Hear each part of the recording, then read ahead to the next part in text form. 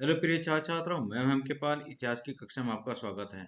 हम आपको करा रहे हैं इंटरमीडिएट इतिहास। परिषदीय परीक्षा हेतु यहाँ पर महत्वपूर्ण क्वेश्चन आपको कराए जाएंगे और इस बार कुछ नया है। नया ये है कि जो हमारा क्वेश्चन पेपर होगा वो नए पैटर्न पर होगा। इसमें हम पहले आपको बताएंगे कि जो नया पैटर्न है वो किस प्रकार का होगा, कितने कितने अंक के कितने क्वेश्चन पूछे जाएंगे, वो सभी पैटर्न यहाँ पर आपको बताया जाएगा। ध्यानपूर्वक आप इसको नोट करते हुए चलिए। प्रारंभ करते हैं हम। हमारा जैसे हम देखते हैं कि यहाँ पर जो फर्स्ट क्वेश्चन होगा हमारा बहुविकल्पीय क्वेश्चन हो यहाँ पर होंगे, बहुविकल्पीय क्वेश्चन पर आधारित होगा। तो फर्स्ट क्वेश्चन जो होगा यहाँ पर हम देखेंगे, इसमें 10 क्वेश्चन होंगे टोटल। और 10 क्वेश्चंस का जो रूप होगा जैसे क ख ग घ घ, इस प्रकार से यहाँ पर 10 क्वेश्चंस हमें मिलेंगे पहले क्वेश्चन नंबर में। और प्रत्येक जो जो इसका भाग होगा क ख ग जो होगा प्रत्येक एक अंक का होगा।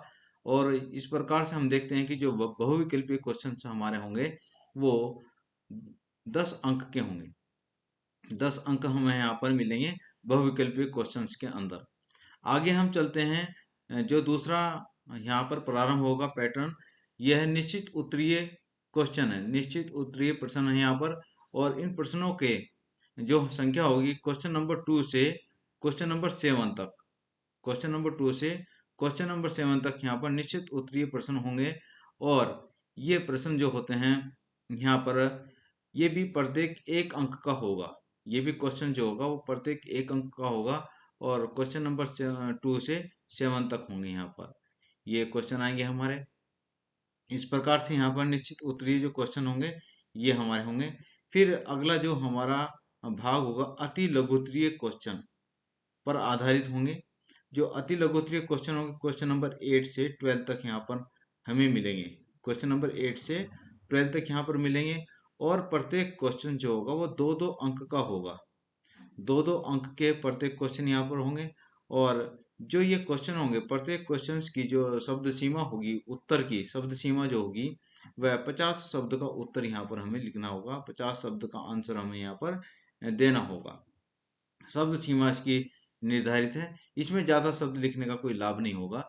हमें अपना उत्तर एक संक्षिप्त देना होगा, बिल्कुल सटीक शब्दों में देना होगा, ताकि हम 50 शब्दों में ही उसको अपनी बात को पूरी अच्छी तरह से कह सकें। और ये होगा आपका बार बार अभ्यास करने से।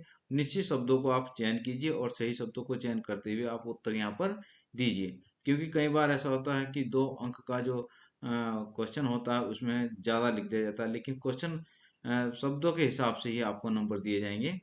और जैसे कि 50 शब्दों का होगा तो सिर्फ 2 ही अंक मिलेंगे आपको, भले ही आप उसमें कितना भी लिखें। 50 शब्दों से ज्यादा तो उसका कोई लाभ नहीं मिलेगा। इसलिए यहाँ पर समय का ध्यान रखते हुए आपको आंसर देने हैं। आगे चलते हैं, आगे देखते हैं हम लघुत्तरीय क्वेश्चन यहाँ पर। जो लघुत्तरीय क्वेश्चन हैं यहाँ पर क्वेश्चन नंबर 13 से 16 तक के क्वेश्चन यहाँ पर होंगे। ये हमारे पास क्वेश्चन है। और प्रत्येक क्वेश्चन यहाँ पर जो होगा वो 3 अंक का होगा। जो क्वेश्चन का जो अंक निर्धारण किया गया है प्रत्येक अंक का, प्रत्येक क्वेश्चन का वो 3 अंक के यहाँ पर क्वेश्चन होगा। और यहाँ पर इन क्वेश्चन के जो उत्तर होंगे वो 125 शब्दों में इसकी शब्द सीमा निर्धारित की गई है। 125 शब्दों में ही हमने इसका उत्तर लिखना है। आपको 125 शब्दों में ही इसका उत्तर देना है, ज्यादा समय इस पर नहीं लगाना। और इस ये भी बार बार जिस तरह से हमने अभी बताया कि बार बार अभ्यास करने से आपको निर्धारित होगा कि हमें कितने समय में कितने शब्द लिखे जाते हैं। ज्यादा समय उस पर नहीं देना। जितना आपसे पूछा गया है, जितने शब्दों का पूछा गया है उतने में ही आपने उत्तर देना है। एक टाइम मैनेजमेंट बना करके चलना है कि 3 अंक के क्वेश्चन में हमने 125 शब्द जो है कितने समय में लिखने हैं। आगे चलते हैं हम विस्तृत उत्तरीय क्वेश्चन जो होंगे यहाँ पर। विस्तृत उत्तरीय क्वेश्चन जो होंगे वो क्वेश्चन नंबर संख्या 17 से 22 तक होंगे यहाँ पर। और प्रत्येक क्वेश्चन का शब्द सीमा 250 शब्द में उत्तर देना होगा। जो ये क्वेश्चन है विस्तृत उत्तरीय क्वेश्चन, इसका जो उत्तर होगा 250 शब्दों में उत्तर हमें देना होगा। और प्रत्येक जो क्वेश्चन है उसका जो अंक दिया गया है यहाँ पर 5 अंक का ये होगा। तो इसको हमने बड़े अच्छी तरीके से उत्तर को तैयार करना है। और अच्छी तरीके से हमने उत्तर में विस्तृत रूप से इसमें देना भी है, आंसर देना है इसका। इसमें हेडिंग्स का यूज करेंगे और डायग्राम्स का यूज करेंगे, हम इसमें आरेख भी बनाएंगे, चार्ट भी इसमें बनाएंगे और इसमें आपको अच्छे से अच्छा लिखने का, काफी लिखने का अवसर आपको मिलेगा। और अंक भी यहाँ पर बहुत अच्छे मिल रहे हैं, 250 शब्दों में आपको 5 अंक यहाँ पर आप अच्छी तरह से प्राप्त कर सकते हैं। तो इस प्रकार से हमारे क्वेश्चन नंबर 17 से 22 तक जो क्वेश्चन होंगे वो 5 अंक के होंगे। प्रत्येक क्वेश्चन जो है 5 अंक का होगा और 250 शब्दों में आपको इसमें लिखना है। तो इसकी भी प्रैक्टिस करते जाइए आप। जितनी ज़्यादा आप लिखने की प्रैक्टिस करेंगे, जितनी ज़्यादा आप ड्राफ्टिंग करेंगे, उतना अच्छा आप उत्तर एग्जाम में आप दे पाएंगे, लिख पाएंगे। अगला लास्ट का जो क्वेश्चन नंबर 23 है, 23, ये मानचित्र पर आधारित होगा। जो क्वेश्चन नंबर 23 होगा, 23 है ये मानचित्र पर आधारित होगा। और इस क्वेश्चन के अंदर 2 भाग होंगे, क और ख। क और ख 2 भाग होंगे इसके, और प्रत्येक भाग जो है 4 अंक का है। और इस प्रकार से ये जो क्वेश्चन होगा ये 8 अंक का हमारा मानचित्र होगा, 8 अंक का। ये भी बहुत अच्छा है, बहुत कम समय इसमें लगता है और इसको तैयार करने में ज़्यादा समय नहीं लगता। हम चैप्टर वाइज इसमें अब जो चैप्टर हैं जहाँ से हमें मानचित्र पूछे जाते हैं, आप उनका अध्ययन करते हुए चलिए, लगातार चलिए। हमने अपने चैनल पर इसकी वीडियो भी दी है, आप उसको भी देख सकते हैं। और मानचित्र संबंधित हमने वीडियो दी है, प्रत्येक चैप्टर के हमने मानचित्र दिए हैं और उसमें आपको अभ्यास करने की आवश्यकता होगी। देखिए और अभ्यास कीजिए, निश्चित रूप से आपको वहाँ पर लाभ मिलेगा। तो इस प्रकार से ये हमारे जो है 80 अंक हमारे होंगे जो कि क्वेश्चंस पेपर पर आधारित हैं। 20 जो नंबर है वो हमारे प्रोजेक्ट कार्य से संबंधित होगा जो अलग से। तो इस प्रकार से हमारे ये क्वेश्चन पेपर का पैटर्न इस बार है और आप इसे अच्छी तरह से तैयार करते हुए चलिए। इसमें बहुत अच्छे अंक लाए जा सकते हैं, जरूरत होगी अभ्यास की और याद करने की। आगे हम चलते हैं। अभी हम जो इस वीडियो में प्रारंभ किया हमने यहाँ पर जो हमारे बहुविकल्पीय क्वेश्चन है उस पर आधारित हम वीडियो यहाँ पर तैयार कर रहे हैं, चैप्टर वाइज तैयार कर रहे हैं। और ये अति महत्वपूर्ण क्वेश्चन है, आपको एग्जाम में यहाँ से ही प्राप्त होगा। यहाँ से आपको अनेक क्वेश्चंस मिलेंगे, 100% आपको यहाँ से क्वेश्चंस मिलेंगे और आपको निश्चित ही अच्छे अंक प्राप्त करेंगे। आप यहाँ से निश्चित ही अच्छे अंक प्राप्त कर सकते हैं। प्रारंभ करते हैं। हमने पहले चैप्टर से यहाँ पर क्वेश्चंस लिए हैं और इसके जो महत्वपूर्ण क्वेश्चन है जो कि पिछली परीक्षाओं में भी आए हैं और अच्छे क्वेश्चन है। यहाँ पर प्रारंभ करते हैं। जैसे कि पहला क्वेश्चन हमारा होगा, भारतीय पुरातत्व विभाग के जनक कौन है? मोस्ट इंपोर्टेंट है। इस तरह के क्वेश्चन सिर्फ बोर्ड की परीक्षाओं में ही नहीं, अन्य प्रतियोगी परीक्षाओं में भी बार बार पूछे जाते हैं। तो इसका उत्तर होगा भारतीय पुरातत्व विभाग के जनक कौन है? तो इसका उत्तर होगा जॉन मार्शल। तो आपने उत्तर लिखना है जॉन मार्शल। ये तो बहुविकल्पीय क्वेश्चन है। आगे चलते हैं। हड़प्पा सभ्यता के अंतर्गत विशाल स्नानागार कहाँ से प्राप्त हुआ? विशाल स्नानागार कहाँ से मिला? तो हड़प्पा सभ्यता के अंतर्गत विशाल स्नानागार मोहनजोदड़ो से प्राप्त हुआ है। मोहनजोदड़ो से प्राप्त हुआ है। इस तरह के क्वेश्चन प्रतियोगी परीक्षा में पूछे जाते हैं और आप अच्छी तरह से इसको लिखते हुए चलिए, अपने नोट्स तैयार करते हुए चलिए। हड़प्पा सभ्यता का सबसे विशिष्ट पुरातत्व वस्तु या पुरा वस्तु कौन सा है? हड़प्पा सभ्यता कि जिस समय खुदाई की गई वहां पर बहुत सारी यहाँ वस्तुएं मिली, बहुत सारी पुरा वस्तुएं मिली। और उन पुरा वस्तु में सबसे विशिष्ट पुरा वस्तु कौन सी मानी गई?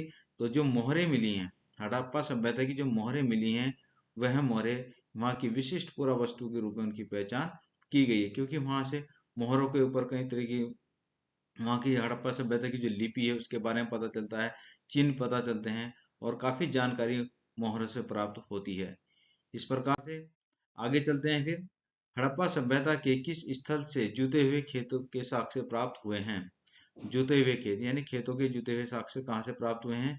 ये कालीबंगा से प्राप्त हुए हैं। जुते हुए खेत के साक्ष्य कालीबंगा से प्राप्त हुए हैं। नेक्स्ट, मर्तकों का टीला किसे कहा जाता है? मर्तकों का टीला मोहनजोदड़ो को कहा जाता है। मर्तकों का टीला मोहनजोदड़ो को कहा जाता है। ये सभी अति महत्वपूर्ण क्वेश्चन है, जरूर आपको यहाँ पर मिलेंगे। और अगला है, हड़प्पा स्थल का उत्खनन किसने कराया था? हड़प्पा स्थल की खुदाई जो थी वो किसने कराई थी? तो हड़प्पा स्थल की खुदाई सबसे पहले दयाराम साहनी ने कराई थी। सबसे पहले जो 1921 में जो खुदाई प्रारंभ की गई वो हड़प्पा स्थल से ही प्रारंभ हुई थी, इसलिए इस सभ्यता का नाम हड़प्पा सभ्यता रखा गया किया गया। और बाद में इसके बाद भी अनेक स्थल यहाँ पर खोदे गए। फिर 1922 में मोहनजोदड़ो की खुदाई हुई और धीरे धीरे जो सिंधु घाटी क्षेत्र है वहाँ पर नदी के किनारे किनारे बहुत सारे स्थल वहाँ पर मिले और अलग अलग पुरातात्विकविदों द्वारा उनकी अलग अलग स्थलों की खुदाई कराई गई।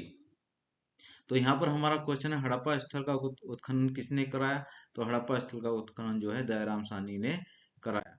आगे देखते हैं मोहनजोदड़ो स्थल की खुदाई किसने की, यानी कि उत्खनन किसने कराया? तो मोहनजोदड़ो का जो कराया राखलदास बनर्जी के द्वारा 1922 में कराया गया था।